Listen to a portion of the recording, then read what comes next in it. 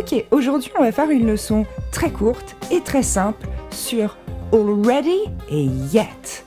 Autrement dit, la traduction de déjà et son pendant négatif, pas encore. Et du coup, ce qu'il faudra noter, c'est qu'ils ne sont pas interchangeables. En fait, ça se passe comme en français. On dit j'ai déjà fait quelque chose, donc dans ce cas-là, already, ou je n'ai pas encore fait quelque chose, et dans ce cas-là, not yet. C'est pour ça que je vous ai rajouté le not entre parenthèses. Ok, parce que ici, ils fonctionnent ensemble. Yet, on va ne le retrouver que dans des énoncés négatifs. Donc la règle de base à noter pour aujourd'hui, c'est que déjà se traduit par already et pas encore se traduit par not yet. On regarde ces deux énoncés. Il est déjà là.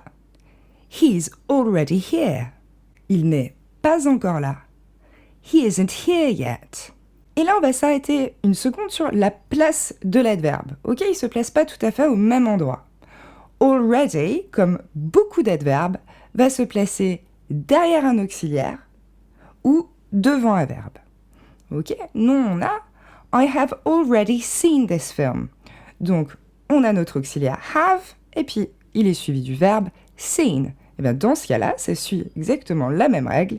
L'adverbe vient se glisser au milieu. Ok, il est derrière l'auxiliaire ou devant le verbe si vous préférez. I have already seen this film. Yet, lui, généralement, va se placer en fin de phrase. I haven't seen this film yet. Alors, grammaticalement, on peut tout à fait dire I haven't yet seen this film. C'est juste que, question d'usage, vous le trouverez plus souvent en fin d'énoncé. Et voilà, comme promis, c'était une leçon super facile pour aujourd'hui. Si vous avez des questions, évidemment, vous pouvez les poser en commentaire. À bientôt!